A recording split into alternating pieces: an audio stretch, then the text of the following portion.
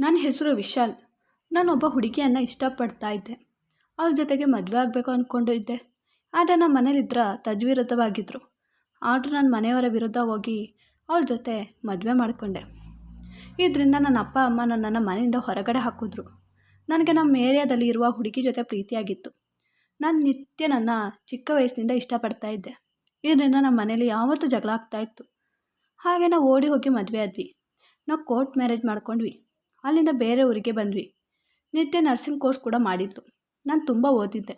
ನನಗೆ ಒಳ್ಳೆ ಕಡೆಯಿಂದ ಕೆಲಸ ಸಿಕ್ಕಿತ್ತು. ಆದರೆ ನಾನು ಒಬ್ಬನೇ ಕೆಲಸಕ್ಕೆ ಹೋಗ್ತಾ ಇದ್ದೆ.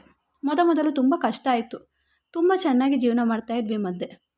ಆದರೆ ನನ್ನ ಹೆಂಡತಿಗೆ ಅವರ ಅಮ್ಮ ನನ್ನ ಮರೆಯಲು ಆಗಲಿಲ್ಲ. ಅವಳು ಕಾಂಟ್ಯಾಕ್ಟ್ ಮಾಡಲು ಹೋದಳು. ಆದರೆ ಅವಳು, ನೀನು ನಮ್ಮ ಪಾಲಿಗೆ ಸತ್ತೋಗಿದ್ದೀಯಾ, ಇನ್ನು ಮುಂದೆ ಕಾಲ್ ಮಾಡೋ ಪ್ರಯತ್ನ ಮಾಡಬೇಡ ಅಂತ ಹೇಳಿ ಅವಳ ಅಮ್ಮ ಕಟ್ ಮಾಡಿದ್ರು. ಅವಳಿಗೆ ತುಂಬ ದುಃಖ ಆಯಿತು. ಅವಳು ಇದರಿಂದ ಹೊರಬರಲು ಪ್ರಯತ್ನ ಮಾಡ್ತಾಯಿದ್ಲು. ನಮ್ಮ ಜೀವನದಲ್ಲಿ ಒಂದು ಸಂತೋಷದ ದಿನವಾಗಿತ್ತು ಅವತ್ತು. ನನ್ನ ಹೆಂಡತಿ ನಾವು ಮದುವೆಯಾಗಿ 4 ತಿಂಗಳಿಗೆ ಪ್ರೆಗ್ನೆಂಟ್ ಆಗಿದ್ಲು. ಇದರಿಂದ ತುಂಬ ಖುಷಿಯಾಗಿತ್ತು. ನಮ್ಮ ದಿನಗಳು ಕಳೀತಾ ಇದ್ದು ಹೀಗೇ. ನಮ್ಮ ಮನೆಗೆ ಒಂದು ಗಂಡು ಮಗು ಆಯಿತು. ನನಗೂ ಸ್ವಲ್ಪ ಸ್ಯಾಲರಿ ಜಾಸ್ತಿ ಕೂಡ ಆಗಿತ್ತು. ನಾವು ನಮ್ಮ ಮಗುಗೆ ಯಾವುದಕ್ಕೂ ಕಮ್ಮಿ ಮಾಡ್ತಾ ಇರಲಿಲ್ಲ. ಆದರೆ ನಮ್ಮ ಸಂತೋಷಕ್ಕೆ ಯಾರ ಕಣ್ಣು ಬೀಳ್ತವೋ ಏನೋ. ನನ್ನ ಮಗುಗೆ 8 ವರ್ಷ ಆಗಿತ್ತು. ಆಗ ನನಗೆ ಒಂದಿನ ಆಫೀಸ್ನಿಂದ ಬರಬೇಕಾದ್ರೆ ನನಗೆ ಆಕ್ಸಿಡೆಂಟ್ ಆಗಿತ್ತು. ಅಲ್ಲಿನ ಜನರು ನನ್ನ ಅಲ್ಲಿಂದ ಆಸ್ಪತ್ರೆಗೆ ಕರ್ಕೊಂಡು ಹೋದರು. ಹೆಂಡತಿಗೆ ಕಾಲ್ ಮಾಡಿ ಹೇಳಿದ್ರು. ಅವ್ರು ಅಳುತ್ತಾ ಆಸ್ಪತ್ರೆಗೆ ಬಂದರು. ನಾನು ಅನ್ಕಾನ್ಷಿಯಸ್ ಆಗಿದ್ದೆ. ನೋಡಿದ್ರೆ ನನ್ನ ಕಾಲಿಗೆ ತುಂಬ ಪೆಟ್ಟಾಗಿ ಕಾಲು ಕಳ್ಕೊಬೇಕಾಗಿತ್ತು. ಆಪ್ರೇಷನ್ ಕೂಡ ಮಾಡಿಸ್ಬೇಕಾಗಿತ್ತು. ಹಾಗೆ ಅವಳು ಸ್ವಲ್ಪ ಹಣ ಮ್ಯಾನೇಜ್ ಮಾಡಿ ಫ್ರೆಂಡ್ಗಳ ಹತ್ರ ಸಾಲ ಮಾಡಿ ಹೇಗೋ ಆಪ್ರೇಷನ್ ಕೂಡ ಮಾಡಿಸಿದ್ಲು. 1 ವಾರ ಆಸ್ಪತ್ರೆಯಲ್ಲೇ ಇದ್ದು ಮನೆಗೆ ಡಿಸ್ಚಾರ್ಜ್ ಮಾಡಿ ಕರ್ಕೊಂಡು ಹೋದರು. ಮನೆಗೆ ಹೋಗಿ ತುಂಬ ಕಷ್ಟ ಆಯಿತು. ನನಗೆ ಬೆಡ್ ರೆಸ್ಟ್ಗೆ ಹೇಳಿದರು. ಆಗ ನನ್ನ ಹೆಂಡತಿ ನಾನು ಜಾಬ್ಗೆ ಹೋಗ್ತೀನಿ ಅಂತ ಹೇಳಿದ್ಲು. ಬೇರೆ ವಿಧಿ ಇಲ್ಲದೆ ಜಾಬ್ಗೆ ಕಳಿಸ್ಬೇಕಾಗಿತ್ತು. ಅವಳು ಹೋಗಿ ಆಸ್ಪತ್ರೆಯಲ್ಲಿ ಸಿಸ್ಟರ್ ಜಾಬ್ಗೆ ಅಪ್ಲೈ ಮಾಡಿದಾಗ ಅವಳಿಗೆ ಸಿಕ್ಕಿತ್ತು. ಅವಳಿಗೆ ನನ್ನನ್ನು ಒಬ್ಬನೇ ಬಿಟ್ಟು ಹೋಗಲು ಇಷ್ಟ ಇರಲಿಲ್ಲ.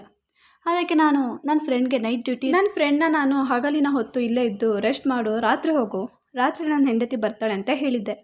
ಅವನು ಆಯಿತು ಅಂತ ಒಪ್ಕೊಂಡಿದ್ದ. ನನ್ನ ಹೆಂಡತಿಗೂ ಟೆನ್ಷನ್ ಕಮ್ಮಿ ಆಯಿತು. ಅವಳು ಬೆಳಗ್ಗೆ ಹೋಗುವಾಗ ಎಲ್ಲ ಮಾಡಿ ಮಡಗಿ ನನ್ನ ಎದುರು ಮಡಗಿ ಹೋಗ್ತಾ ಇದ್ಲು.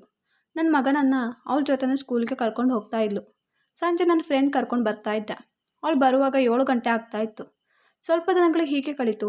1 ತಿಂಗಳ ಸಂಬಳ ಸ್ವಲ್ಪನೇ ಸಿಕ್ಕಿದ್ದು. ಇದರಿಂದ ಅವಳ ಮನೆ ಖರ್ಚು, ಸಾಲ ಕೊಡಲು ಸಾಕಾಗ್ತಾ ಇರಲಿಲ್ಲ. ಮತ್ತೊಂದು ತಿಂಗಳು ಕೊಟ್ಟೇ ಇರಲಿಲ್ಲ ಸಂಬಳನ. ಅಲ್ಲಿ ಅವಳು ಫ್ರೆಂಡ್ ಹೇಳಿದ್ಲು, ನೀನು ಇಲ್ಲೇ ಇದ್ದು ದುಡಿದ್ರೆ ಸಾಕಾಗಲ್ಲ, ನೀನು ನಂತರ ದುಬೈಗೆ ಹೋಗು, ಅಲ್ಲಿ ತುಂಬ ಸಂಬಳನೂ ಕೊಡ್ತಾರೆ.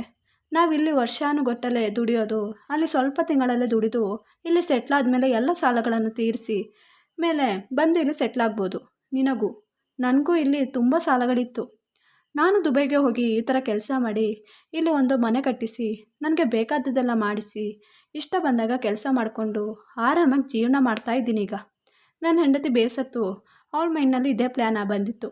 ನನ್ನ ಹತ್ರ ಬಂದು ಹೀಗೆಲ್ಲ ಹೇಳಿದ್ಲು. ನನಗೆ ಕಾಲಿನ ರಾಡ್ ತೆಗೆಯಲು ಸ್ವಲ್ಪ ಹಣ ಬೇಕಾಗಿತ್ತು. ಆ ಹಣಕ್ಕೆ ಎಲ್ಲಿಗೆ ಹೋಗೋದು ಅಂತ ನನ್ನ ಹೆಂಡತಿ ತಲೆ ಬಿಸಿ ಮಾಡ್ಕೊಂಡಿದ್ಲು. ನನಗೆ ಇದೊಂದೇ ದಾರಿ ಇರೋದು ಅಂತ ಹೇಳ್ತಾ ಇದ್ಲು. ನನ್ನ ಫ್ರೆಂಡ್ ಹೇಗಾದರೂ ಬಾಡಿಗೆ ಮನೇಲಿ ಇದ್ದದ್ದು. ನಾನು ಅವನನ್ನು ಇಲ್ಲೇ ನನ್ನ ಜೊತೆ ಇರಿಸಿ ಹೇಗಾದರೂ ಅಡ್ಜಸ್ಟ್ ಮಾಡ್ಕೋಬೋದು ಅಂತ ತಿಳ್ಕೊಂಡು ನನ್ನ ಮಗ ನನ್ನ ಹಾಸ್ಟೆಲ್ಗೆ ಹಾಕಿದ್ರೆ ಅವನ ಪ್ರಾಬ್ಲಮ್ಮು ಸಾಲ್ವ್ ಆಗುತ್ತೆ, ನಂದು ನನ್ನ ಫ್ರೆಂಡ್ ಜೊತೆ ಕಳೆಯುತ್ತೆ. ನಾನು ನನ್ನ ಹೆಂಡತಿ ಹತ್ರ ಹೇಳಿದೆ, ಮೊದಲು ಇರು, ನನ್ನ ಫ್ರೆಂಡ್ ಜೊತೆ ಮಾತಾಡಿ ನೋಡ್ತೀನಿ, ಅವನು ಒಪ್ಕೊಂಡ್ರೆ ನೋಡೋಣ ಅಂತ ಹೇಳಿದ್ದೆ. ಹಾಗೆ ಮಾರನೇ ದಿನ ನಾನು ಅವನ ಜೊತೆ ಮಾತಾಡಿದೆ ಇದರ ಬಗ್ಗೆ. ಅವನಿಗೆ ಇದನ್ನು ಕೇಳಿ ತುಂಬ ಖುಷಿಯಾಯಿತು. ಅವನು ಹೇಳ್ದ, ನನಗೆ ಅಲ್ಲಿ ತುಂಬ ಟಾರ್ಚರ್ ಮಾಡ್ತಾಯಿದ್ದ ಬಾಡಿಗೆ ಮನೆದ ಮಾಲೀಕ. ನಾನು ಬೇರೆ ಕಡೆ ನೋಡ್ತಾ ಇದ್ದೆ ಮನೆ ಇದೆಯಾ ಅಂತ. ನಾನಿದ್ದರೆ ನಿನಗೂ ಸ್ವಲ್ಪ ಟೈಮ್ ಪಾಸ್ ಆಗುತ್ತೆ, ನಾನಿಲ್ಲಿ ಆರಾಮಾಗಿರ್ಬೋದು ಅಂತ ಹೇಳಿದ. ನನಗೂ ತುಂಬ ಸಮಾಧಾನ ಆಯಿತು. ನನ್ನ ಹೆಂಡತಿ ಹತ್ರ ಹೇಳಿದಾಗ ಅವಳಿಗೆ ತುಂಬ ಸಂತೋಷ ಆಯಿತು. ಹಾಗೆ ಪಾಸ್ಪೋರ್ಟ್ ಎಲ್ಲ ಮಾಡಿಸಿಕೊಟ್ಟ, ನನ್ನ ಫ್ರೆಂಡೇ ಮಾಡಿಸಿಕೊಟ್ಟ. ನನ್ನ ಮಗ ನನ್ನ ಹಾಸ್ಟೆಲ್ಗೆ ಹಾಕಿದ್ವಿ. ಸ್ವಲ್ಪ ದಿನಗಳ ನಂತರ ನನ್ನ ಹೆಂಡತಿ ದುಬೈಗೆ ಹೋಗಲು ತಯಾರಿ ಮಾಡ್ಕೊಂಡು ಹೋದಳು. ಹೋಗುವಾಗ ತುಂಬ ದುಃಖದಲ್ಲಿ ಅಳುತ್ತಾ ಹೋದಳು. ನಾನು ಮೊದಲೇ ಹೇಳಿದ್ದೆ ಹೋಗಿ ಅಲ್ಲಿಂದ ಫೋನ್ ಮಾಡು ಅಂತ. ಹಾಗೆ ಅವಳು ಹೋಗಿದ ತಕ್ಷಣ ಅಲ್ಲಿ ಫೋನ್ ಮಾಡಿ ತಿಳಿಸಿದ್ಲು. ಅವಳು ಹೋಗುವಾಗ ಮೊದಲು ಅವಳ ಫ್ರೆಂಡ್ ಅವಳಿಗೋಸ್ಕರ ಅಲ್ಲಿ ಜಾಬ್ ಬಗ್ಗೆ ಎಲ್ಲ ಕೇಳಿ ಮಡಗಿದ್ಲು. ಅದೇ ಅವಳಿಗೆ ಅಲ್ಲಿ ಕೆಲಸ ಹುಡುಕಲು ತೊಂದರೆ ಏನೂ ಆಗಿರಲಿಲ್ಲ.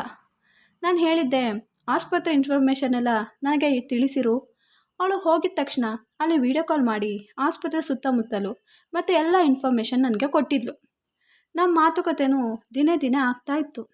ನನ್ನ ಹೆಂಡತಿ ದಿನೇ ದಿನೇ ಫೋನ್ ಮಾಡ್ತಾ ಅಲ್ಲಿ ಇನ್ಫಾರ್ಮೇಷನ್ ಎಲ್ಲ ಕೊಡ್ತಾಯಿದ್ಲು ನನಗೆ. ಅಲ್ಲಿ 1 ಮಂತ್ಗೆ ಆಪ್ರೇಷನ್ ಆಗುವ ಎಲ್ಲ ಹಣ ಕಳಿಸಿದ್ಲು. ನನ್ನ ಫ್ರೆಂಡ್ ಸಹಾಯದಿಂದ ನಾನು ಆಪ್ರೇಷನ್ ಮಾಡಿಸ್ಕೊಂಡೆ ಕಾಲಿಗೆ. ಅವಳಿಲ್ಲದೆ ನನಗೆ ತುಂಬ ಕಷ್ಟ ಇತ್ತು ಆ ದಿನಗಳಲ್ಲಿ. ಆದರೂ ಬೇರೆ ದಾರಿ ಇಲ್ಲದೆ ಸಹಿಸ್ಕೊಂಡಿದ್ದೆ.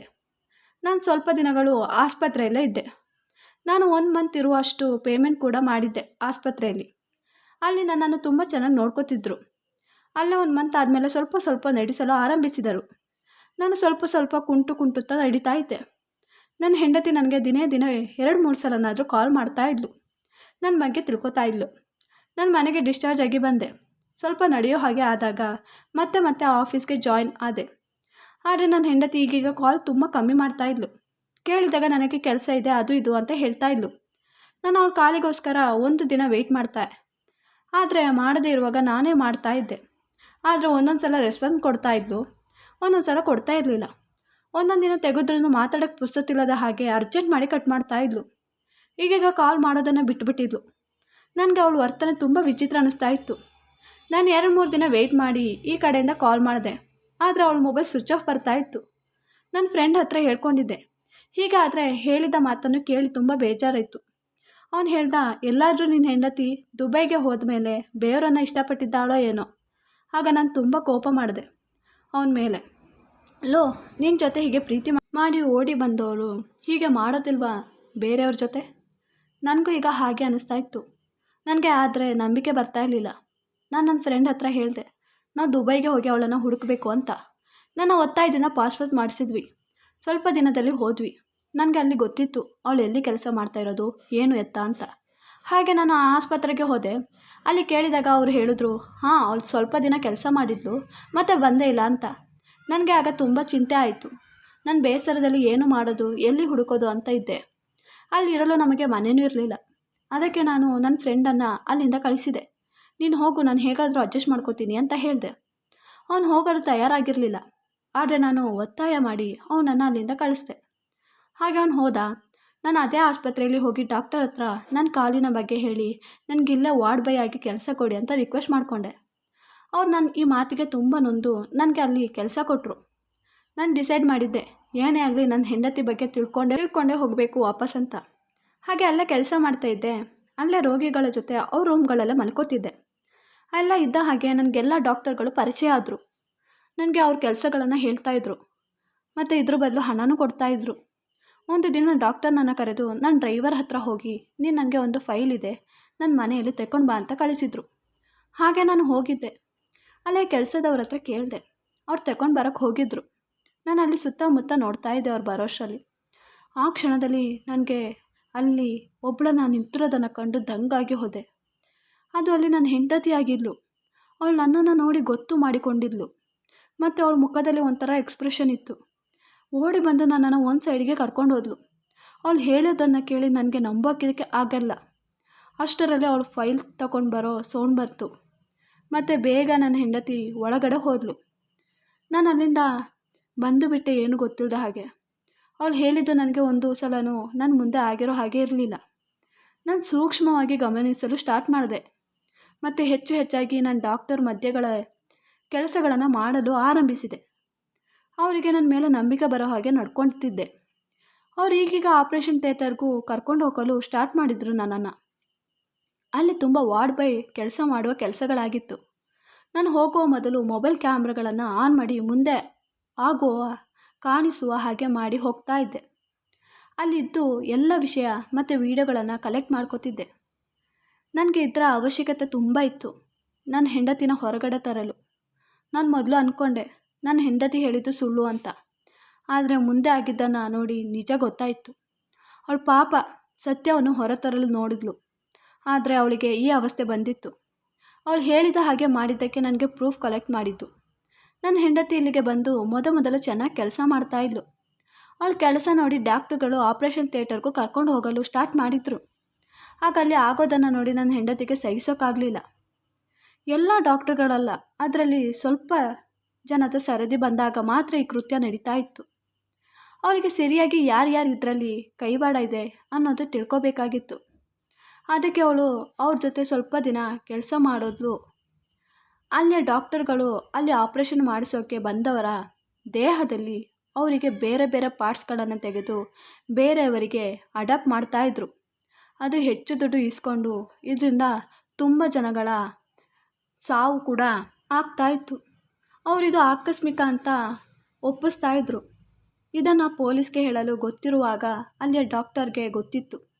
ಅವಳನ್ನು ಅಲ್ಲಿಂದ ಕರ್ಕೊಂಡು ಬಂದು ಸಾಯಿಸೋದ ಅಂತ ತಿಳ್ಕೊಂಡ್ರು. ಆದರೆ ನನ್ನ ಹೆಂಡತಿ ಚೆನ್ನಾಗಿರೋದನ್ನು ನೋಡಿ ಆ ಡಾಕ್ಟರ್ ನನ್ನ ಹೆಂಡತಿನ ಅವ್ರ ಮನೆಗೆ ಕರ್ಕೊಂಡೋಗಿ ಬಲವಂತದ ಸಂಬಂಧ ಮಾಡಿಕೊಂಡು ನನ್ನ ಹೆಂಡತಿಗೆ ಟಾರ್ಚರ್ ಕೊಡ್ತಾ ಇದ್ದ. ನನ್ನ ಹೆಂಡತಿ ತಡೆಯೋಕ್ಕೆ ಬಂದಾಗ ಅವಳಿಗೆ ಹೊಡಿತಾ ಇದ್ದ. ನಾನು ಹೋದಾಗಲೂ ಅವಳ ಮೈಯಲ್ಲಿ ತುಂಬ ಗುರುತುಗಳಿತ್ತು ಹೊಡೆದ. ಅಲ್ಲಿ ತುಂಬ ಕ್ಯಾಮ್ರಾಗಳನ್ನು ಮಡಗಿದ್ದಾನೆ ನನ್ನ ಹೆಂಡತಿಯನ್ನು ಅಬ್ಸರ್ವ್ ಮಾಡಲು. ಅದಕ್ಕೆ ನನ್ನ ಹೆಂಡತಿ ನನ್ನ ಕಂಡ ತಕ್ಷಣ ನನ್ನ ಕ್ಯಾಮ್ರಾದ ಇಲ್ಲದ ಜಾಗಕ್ಕೆ ಕರ್ಕೊಂಡೋಗಿ ಇದೆಲ್ಲ ಹೇಳಿದ್ಲು. ಅವಳು ಇಲ್ಲೇ ಸತ್ತೋಗಿರ್ತೇನೋ ಅನ್ನೋ ಭಯದಲ್ಲಿ ಕೂಡ ಇದ್ಲು. ದಿನೇ ದಿನೇ ದೇವ್ರ ಹತ್ರ ಪ್ರಾರ್ಥನೆ ಮಾಡ್ತಾ ಇದ್ಲು ಅಂತ ಹೇಳ್ತಾ ಇದ್ಲು. ದೇವರು ನನ್ನ ಮಾತು ಕೇಳಿಸ್ಕೊಂಡ ಅಂತ ಆನಂದ ಬಾಷ್ಪ ಹಾಕಿದ್ಲು ನಾನು ಹೋದಾಗ. ನನಗೆ ಆಸ್ಪತ್ರೆಯಲ್ಲಿ ಹೇಗೆ ಅವ್ರ ಜೊತೆ ಇದ್ದು ಪ್ರೂಫ್ ತಗೋಬೇಕು ಅನ್ನೋದು ಅವಳೇ ಹೇಳಿಕೊಟ್ಟಿದ್ಲು ನನಗೆ ಅವತ್ತು. ಎಲ್ಲ ಪ್ರೂಫ್ ಸಿಕ್ಕಿತ್ತು ನನಗೆ. ನಾನು ಆವಾಗಲೇ ಹೋಗಿ ಅಲ್ಲಿಯ ಇನ್ಸ್ಪೆಕ್ಟರ್ಗೆ ಈ ಪ್ರೂಫ್ ತೋರಿಸಿ ಆಗಿದ್ದೆಲ್ಲ ಹೇಳಿದ್ದೆ. ಅವ್ರು ನಮಗೆ ಸಹಾಯ ಮಾಡಿದ್ರು. ನನ್ನ ಹೆಂಡತಿಯನ್ನು ಅಲ್ಲಿಂದ ಕರ್ಕೊಂಡು ಬಂದರು. ಎಲ್ಲವನ್ನು ಅಲ್ಲಿಯ ಸೀಸ್ ಮಾಡಿದ್ರು.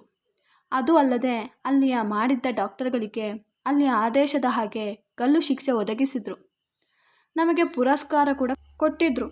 ಬಹುಮಾನವಾಗಿ 2 ಕೋಟಿ ಹಣ ಕೂಡ ಕೊಟ್ಟಿದ್ರು ನಮಗೆ. ಮತ್ತು ತೊಂದರೆ ಇಲ್ಲದೆ ನಮ್ಮನ್ನು ಇಂಡಿಯಾಗೆ ತಲುಪಿಸಿದರು. ಇದರಿಂದ ನಾವು ತುಂಬ ಸುದ್ದಿಯಲ್ಲಿದ್ವಿ. ಇಂಡಿಯಾದಲ್ಲೂ ನಮಗೆ ಪ್ರಶಂಸೆ ಕೊಟ್ಟರು. ನಾವು ನಮಗೆ ಕೊಟ್ಟ ಹಣದಿಂದ ಜೀವನ ಸೆಟ್ಲ್ ಮಾಡಿಕೊಂಡು ನನ್ನ ಹೆಂಡತಿ ಅವಳ ಜೊತೆ ಆದದ್ದನ್ನೆಲ್ಲ ಮರೆಯಲು ತುಂಬ ಕಷ್ಟಪಟ್ಟಳು. ಈಗ ತುಂಬ ಆರಾಮದಾಯಕವಾದ ಜೀವನ ಮಾಡ್ತಾ ಇದ್ದೀವಿ. ನಾವು ಸತ್ಯಕ್ಕೆ ಜೊತೆಯಾಗಿ ಅಹಿಂಸೆಯನ್ನು ತಡೆಯಲು ನೋಡಿ ದೇವರ ಹತ್ರ ಪ್ರಾರ್ಥನೆ ಮಾಡಿದ್ದಕ್ಕೆ ನಮಗೆ ದೇವರು ಸರಿಯಾದ ಟೈಮ್ಗೆ ಸರಿಯಾದ ಮಾರ್ಗದರ್ಶನ ಕೊಟ್ಟ. ಈ ವಿಡಿಯೋ ಇಷ್ಟವಾದಲ್ಲಿ ಪ್ಲೀಸ್ ನನ್ನ ಚಾನಲ್ನ ಲೈಕ್ ಆ್ಯಂಡ್ ಸಬ್ಸ್ಕ್ರೈಬ್ ಮಾಡಿ.